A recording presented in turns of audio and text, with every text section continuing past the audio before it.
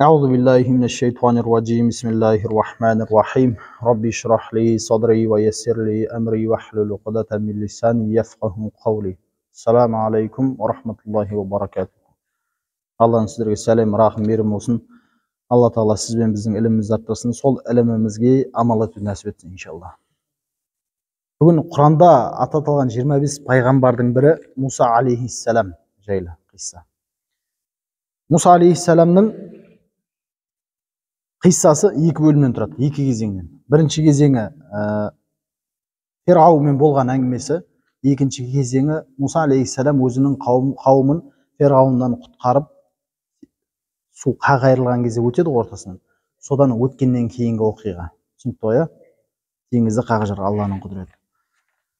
Осылай екі кезеңге бөлінеді екен.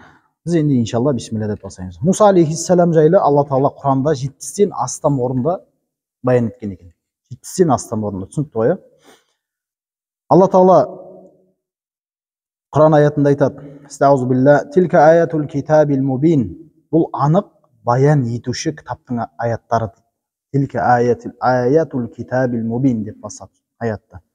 Және келесі аятта айтады: "Natlu alayka min naba'i Musa bil haqqi liqawmi yu'minun." Саған Муса мен Фирғауынның қиссасын, ей Мұхаммед, саған Муса мен Фирғауынның қиссасын иланатын ел үшін дейді, ақиқатпен оқимыз дейді.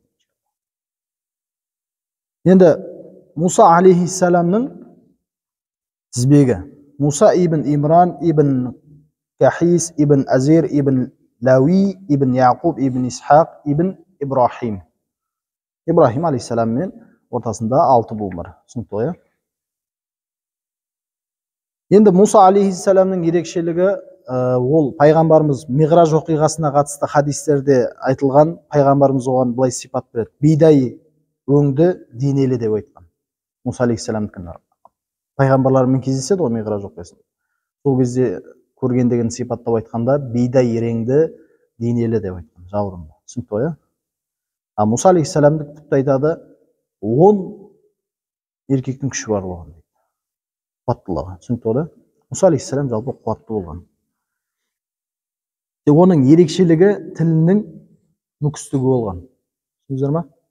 Тіл несі болған? Тілінің мүкістігі болған. Ол жайлы айтады. Фирғауынның сөзімен Алла Тағала Құран аятында келтіреді: "Ам ана хойрун мин хадал лади хуа мухину ва ла якаду юбин." Фирғауын айтып отыр, қараңыздар. Мен өз ойында дұрыс жеткізе алмайтын дейді. Кімді айтып отыр? Муса алейхиссаламды айтып отыр. Фирғауынның сөзі. Мен өз ойында дұрыс жеткізе алмайтын мына мүсәфірден әлде қайда қайырлымын деп отыр. Түсіндіңіздер ме? Бұл жерде нені білдіріп отыр? Муса алейхиссаламның сәл мүкістігін айтқысы келіп отыр. Фирғауын тәкаппарланып, мен одан әлде қайда қайырлы емеспін дейді. Тіпті бұл жайлы Муса алейхиссалам өзі айтады Қасас сүресінің 34-ші аятында: "Estağzu billah wa akhi Haruna huwa afsahu minni lisanan."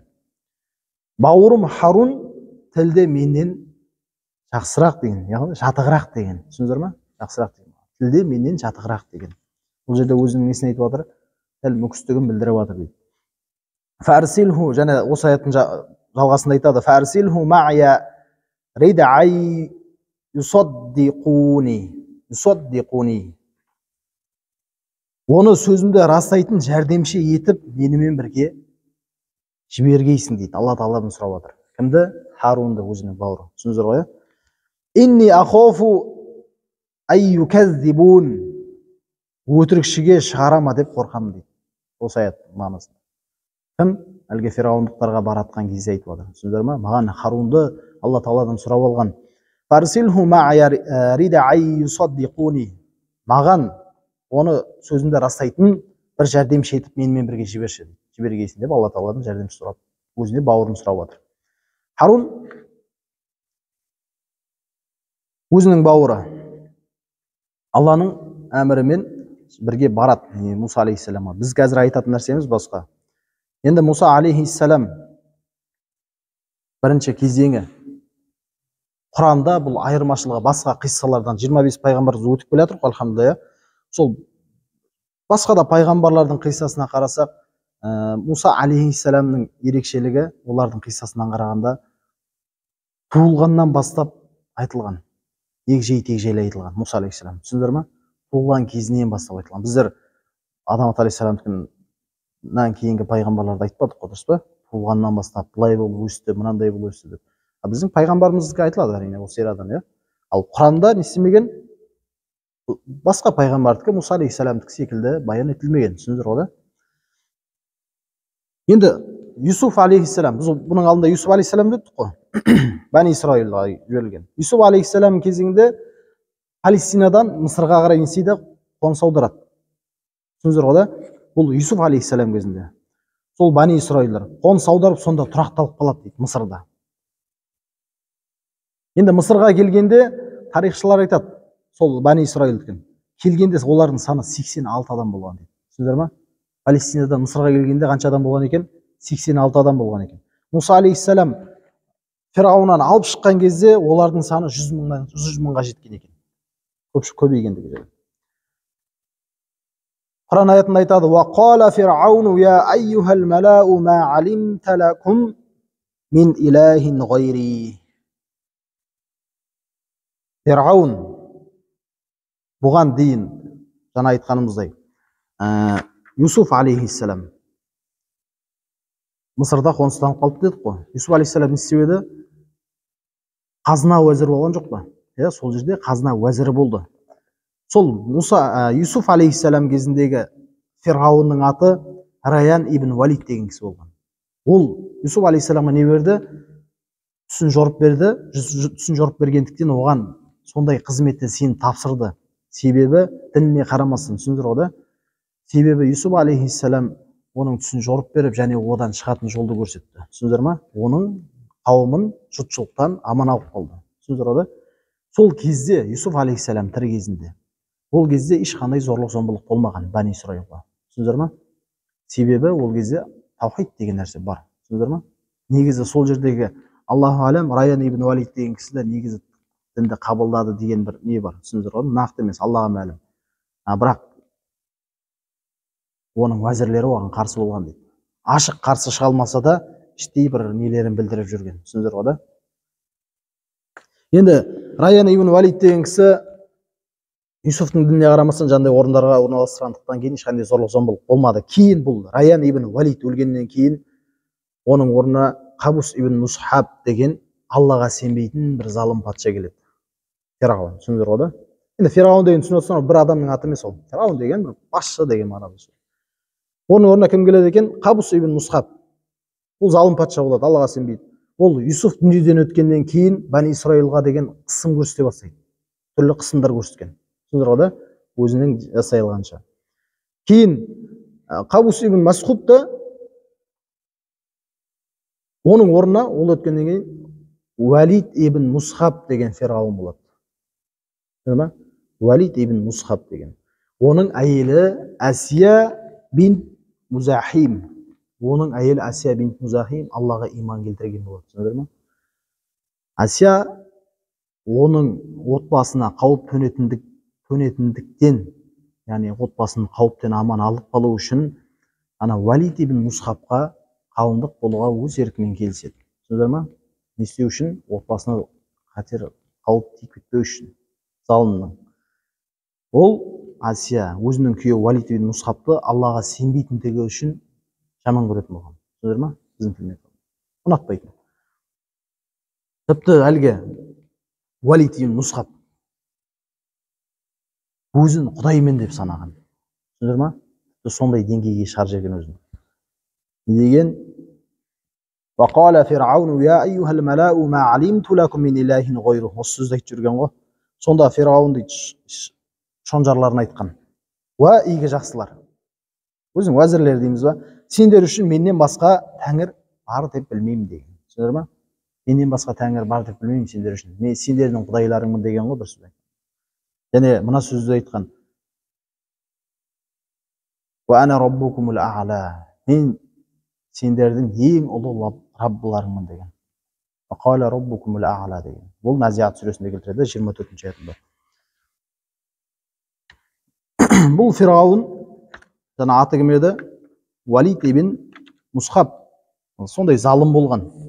Оған қатысты Алла Тағала Qasas surəsinin 4-cü ayətində bayandaydı. Estağfirullah. İnna fir'auna ala fil ardi ve ceala ahlaha şiya'a yestad'ifu ma taifatan minhum yuzabbihu abna'ahum ve yestahi nisa'ahum innehu kana minel mufsidin. İnnehu kana minel mufsidin. Расында Фираун дейді, Мысыр жерінде астамшылыққа барды дейді. Әлгі Мусхаб ибн Валид ибн Мусхаб. Валид ибн Мусхаб Мысыр жерінде астамшылыққа барды дейді. Алла Тағала Құранда айтып отыр. Ол жердің халқын топ-топқа бөлді дейді. Сол Мысыр елінің халқын топ-топқа бөліп тастаған. Әсіресе олардың арасында бір топқа көрсетпегеннің қорлығы қалмаған дейді. Ол топ кім еді? Бәни Исраил. Түсіндіңіздер ғой да? Бұл Юсуф алейхиссалам дүниеден өткеннен кейін осы қорлықтар болып жатыр. Осылай топ-топқа бөліп тастағанда, соның ішінде бір топқа Алла Тағала айтқандай жасамаған қорлығы, көрсетпеген қорлығы қалмады дейді. Соларға ең төменгі сатыға қойған соларды, Бәни Исраил. Түсіндіңіздер ме? Ең төменгі сатыға да санаған. Және олардың ұл балаларын дейді, жаппай бауыздаған дейді. Түсіндіңіздер ме? Дүниеге келемін, бауыздаймын. Не үшін айтады? Не үшін бауыздайтынын айтамыз иншалла. Олардың балдарын бауыздаған, сәбидей қыздарын қалдырған не үшін? Күн қылу үшін, әрі өзінің жаңа қол астындағы бір уәзірлер бар ғой, соларға да бір қол жететіндей, басқа халықтарға да қол жететіндей қылып, олармен үйлендіріп, аналардың тұқымын құртып жібергісі келген. Түсіндіңіздер ме? Кейбір жылдарда бізде де болды, ашаршылық деген сияқты, сондай өзінің бір тәсілін жасаған. Ол расында барып тұрған бұзақет деп Алла Тағала Құранда зікір еткен. Енді Мұса алейхиссаламның дүниеге келуі, біз әлі Мұса алейхиссалам дүниеге келмей болған нәрселер. Түсіндіңіздер ме? Бәни Исраил қауымы істеген солай саны азайып, жәбір шеге берген. Және олардың ішінде айтады, басқа бір деректе айтады, олардың ішінде біреулеріне уахи еткен деп келтіреді. Бірақ анық Аллаға мәлім. Былай деп уахи етілген дейді. Олардың ішінен бір бала шығып, сол Бәни Исраил бір бала шығып, ол Бәни Исраилдықтарды құтқарады деп. Ішінде біреуге уахи келген дейді. Ал басқа бір деректе айтады, бір күні Фирғауын түс көреді, түсінде Құдыстан шыққан бір от дейді, барлығын жалмап келеді Мысырға қарай. Мысырға қарай жылжып, тек қана Бәни Исраилдің жаңа аумағы бар ғой, соны ғана жалмамайды, қалған жерін бәрін жалмайды дейді. Ол түсті көреді де түс жоритынға айтады. Өзінің түс жоритынына. Түс жоритын былай деп жориды оған. Бәни Исраилдан сенің билігіңді құртатын бір ұрпақ келеді дейді. Түсіндіңдер ме? Бір ұрпақ келеді, соның көзін құрту керек. Бұны естіп, ол шошып, қорқып не істейді? Бәни Исраилдықтардың дүниеге келген баласының бәрін өлтіреді. Дүниеге келді ма, өлтіретін болған. Кіндік шеше деген бар ғой, тіпті соларға тапсырма беріп қоятын болған. Қай үйде, қандай бала, қыз ба, бала ма, дүниеге бәрін доклад жасап отыру керек. Түсінікті ғой? Айтып отыру керек. Кім дүниеге келді, қыз ба, бала ма деген сияқты. Ал олай жасырын қылса, олардың да отбасына зиян тиеді, және оларды да азаптайтындығы жайлы айтылған. Сондықтан олар қорыққанын солай хабар беріп отыратын болған Фирғауын. Және дәл солай болады. Бір жылдары бүкіл дүниеге келген балалардың бәрін қырады, бауыздайды. Түсіндіңдер ме? Дүниеге келген сәби. Тіпті оны тізімге алатын болған жаңағы жүкті әйелдер. Және арнайы қаратып қоятын болған адамдарға. Бала дүниеге келсе бауыздатады. Осылай жасай бергендіктен Фирғауын бір ойланады. Былай ойланады, ойын қараңыздар. Бұл Бәни Исраилдықтардың себебі не істеді? Құлдыққа салды. Түсіндіңдер ме? Жұмысқа шекті, ауыр жұмыстарға салды, осылай. Енді бұлардың балаларын бүйтіп бауыздай беретін болса, ер адамдар. Онда бізге құл қалмай қалады деп не істейді болған? Бір жыл, мысалға, осы жылы туылған балаларды өлтірмейді, келесі жылы туылған балаларды өлтіреді. Одан кейінгі жылы туылған балаларды өлтірмейтін болған. Өлтіреді, өлтірмейді. Түсіндіңдер ғой да? Осылай жасайтын болған. Сол кезде Муса алейхиссаламның бауыры Харун әлгі сәбиді өлтірмейтін жыл дүниеге келеді. Ал Муса алейхиссалам сәбилерді өлтіретін жыл дүниеге келеді. Түсіндіңдер ме? Бауыры өлтірмейтін жыл дүниеге келеді. Муса алейхиссалам өлтіретін жыл дүниеге келеді. Алланың қалауы, иә. Енді Муса алейхиссалам сол жыл дүниеге келеді. Алланың қалауымен, Алланың әмірі. Алла Тағала оның анасына былай уахи еттік дейді. Ваухайна иля умми Муса. Біз оның анасы, Мусаның анасына уахи еттік дейді Алла Тағала. Ан арди'ихи фа иза хифти عليه فألقيه في اليم ولا تخافي ولا تحزني إنا رادوه إليك وجاعلوه من المرسلين. Мусаның арасына уақи етік деп жатыр Алла Тағала. Және оны еміз, яғни тағдыры не болар екен деп уайым жеме дейді. Өміріне қауіп төне ме деп қорыққаныңда сандыққа салып өзенге ағызып жібер дейді. Уақи етілген. Түсіндіңіздер ме анасына? Және ол үшін еш қорықпа да мұңайма деген Алла Тағала. Құран аятында айтып отыр. Біз оны өзіңе қайтарып, елші пайғамбарлардан бірі және бірегей дейді қыламыз дейді. Түсіндіңіздер ме? Бұл Улул Азм деген 5 пайғамбардың қатарына келеді. Улул Азм 5. Түсіндіңіздер ме? Соның қатарына келетін пайғамбар. Соны айтып отыр. Біз пайғамбарлардың бірі һәм бірегей қыламыз деп отыр. Сөйтіп Алланың қалауымен негізі бұл Муса алейхиссаламның анасы өзінің жүкті екендігін жасырып келеді. Түсіндіңіздер ме? Сөйтіп дүниеге Муса алейхиссалам да келеді. Бұлай болғаннан кейін ферғауындықтар бұл нәрсені күшейте түседі. Жаңа баланы дүниеге келгенде. Бұлардың жұмысы сол. Дүниеге келді ме іздеп жүретін болған. Күшейтеді, әр үйге тінту жүргізетін болған. Баланы іздейді. Түсіндіңіздер ме? Тықып қойғандар бар ма жоқ па деп. Сосын Муса алейхиссаламның анасы қорқып не істейді? Оны қандай сандыққа салып, Ніл өзеніне ағызып жібереді. Түсіндіңіздер ме? Алланың жаңа уақи еткендей. Ніл өзеніне ағызып жіберіп айтады. وقالت لأخته قصيه فيصرت به عن جنوب وهم لا يشعرون. Жан баласына сездірместен оның ізіне бақ дейді, ізін бақ дейді. Яғни өзінің бауырының әпкесі, түсіндіңіздер ме? Әпкесі дейміз, апасы дейміз біздер. Муса алейхиссалам апасына айтады анасы. Баланы сандыққа салып жібереді да, ер бала ғой себебі.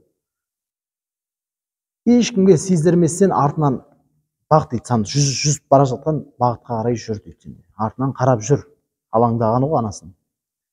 Сөйтіп әлгі Фирауынның да сарайы сол өзеннің жағасында орналасқан. Соның сарайына қарай жүзіп келеді. Алланың қалауы, түсіндіңіздер ме? Фирауынның сарайына қарай жүзіп келеді. Фирауынның сарайына келіп тоқтайды сандық. Сонда Фирауынның үйі өздеріне қаста мағынасын айтып отыр. Бұл Фирауынның сойылған соғушы уәзірі дейді. Яғни Фирауынның бір уәзірі және Хаман. Түсіндіңіздер ме? Фирауынның уәзірі кім? Хаман. Сойылдың соғушы уәзірі ғой. Осы әскерлер қателесті деп отыр. Не істейді олар? Көреді пайғамбар, әлгі Муса пайғамбарды, ол әлі сәби ғой. Әлгі Фирауынның жұбайы кім еді? Асия анамыз. Асия. Асияның канизактары келіп алады баланы, көтеріп алады қолына. Себебі Асия балажан болған. Түсіндіңіздер ме? Ол мұсылман ғой. Ол балажан болған. Және ол бала сүймеген. Сондықтан айтады. Мені мен сенің көз қарашығымыз дейді. Фирғауынға айтып отыр. Оны өлтірмеңдер, бәлкім бізге пайдасы тиер. Немесе бала қылып алармыз дейді. Сонда Фирғауын сонда да мына нәрсені айтады ғой. Саған болар, ал маған жоқ дейді. Түсіндіңіздер ме? Себебі ол біліп тұр іштен кім екенін, Бәни Исраилдің ұрпағы екендігін біліп тұр Фирғауын сол кезде. Саған болар, ал маған жоқ деп жауап береді. Өйткені ол да іштей сәбидің Исраил екенін сезді дейді. Түсіндіңіздер ме? Жаңа айтқандай. Ол себебі біліп тұр ішінен. Әйтпесе ондай күндіздің күні аманшылықта өздерінің есі теңізге тастамайтындығын біледі. Түсіндіңіздер ғой? Ол Бәни Исраилдік екенін сезеді. Ал мына жақта оның анасы Муса алейхиссаламның анасы не істейді? Жүрегі алаңдаулы күйде. Ойлап қара, сен тірілей балаңды өзіңнің ана жүрегі басқаша біз секілді іздейді. Тірілей Ніл өзенімен ағызып жіберіп жатыр. Мына жақта уайымдап жатыр. Бұған қатысты айтады Алла Тағала. Мусаның анасының жүрегін боп-бос болып қалды дейді Муса алейхиссалам жүрегі. Анасының жүрегі. Муса алейхиссаламның анасының жүрегі боп-бос болып қалды. Егер жүрегін иман келтіргендерден болуға бекітпесек дейді. Оны білдіріп ала жаздады дейді. Яғни өзінің баласы екендігін білдіріп ала жаздады дейді. Түсіндіңіздер ме?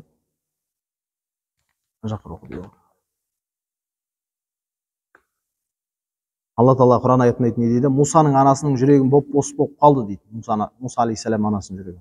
Егер жүрегін иман келтіргендерден болуға бекітпесек, оны білдіріп қоя жаздады. Кімді? Бәни Муса алейхиссалам әлгі сәбидің Бәни Исраилдік екендігін білдіріп қоя жаздады. Ал біліп қойса не істейді деді Фирғауын? Оны бауыздатып өлтіруге әмір етеді. Мұса Фирғауынның сарайына келеді бала кезі, әлгі сәби, түсіндіңіздер ғой да? Ол қарны ашып жылайды бір кезде. Қарны ашып жылағаннан кейін емізуге ана іздейді бұларға. Ешқайсысын ембей қояды әлгі сәби Мұса. Түсіндіңіздер ма? Ешқайсысын ембей қояды. Оны Алла Тағала Құранда айтқандай, وَحَرَّمْنَا عَلَيْهِ الْمَرَاضِعَ. Біз оны емізушілерден тыйдық дейді Алла Тағала. Ешқайсысын ембей қояды сәби. Түсіндіңіздер ма? Қайсысына келсе де ембейді. Сонда оның әпкесі сарайға барады. Оны білмейді басқалар. Түсіндіңіздер ғой да? Мұса алейхиссаламның әпкесі сарайға барып мына нәрсені айтады.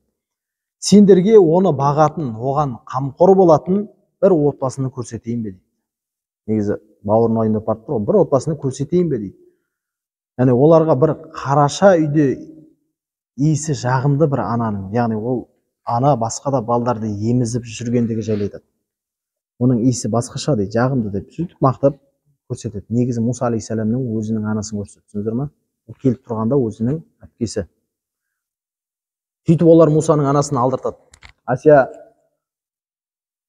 әлгі Мұса алейхиссаламның анасына не істейді? Елші жібереді.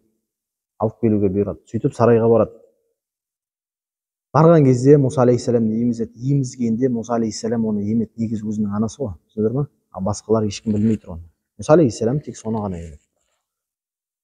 Сонда сарайға барудан сол кезде Асия не істейді? Мұсаның анасына сарайда қалып, оны емізуге ұсыныс жасайды.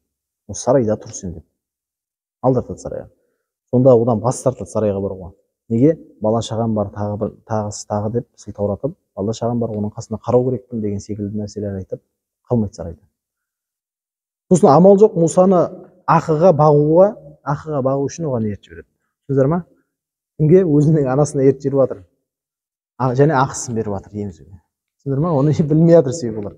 Негізі өлтірейін деп жүрген, іздеп жүрген баласы сол еді. Бүкіл бейшаралардың бәрін өлтіріп тастаған. Түсіндіңіздер ма? Сол іздеген. Неге? Көріпкелдің айтқаны бар ғой, түс көргенде. Бәни Исраилдан бір бала дүниеге келеді, не істейді? Сенің құныңды құртады деген секілді. Құран аятында айтады, сөйтіп көз айымы болып қайғырмау үшін дейді. Құран аят мағынасында. Және Аллахтың уәдесінің хақ екендігін білу үшін оны, яғни Мұса алейхиссаламды өз анасына қайтардық деген. Білдер ма? Мұса алейхиссаламды Алланың қалауымен өзінің анасына, және олар Фирғауынның өзіне ақы төлетіп қойған. Түсіндіңіздер ма? Еміздіру үшін. Иншалла келесі дәрісте жалғастырамыз. Ахир дауана анил хамдулиллахи rabbil alamin.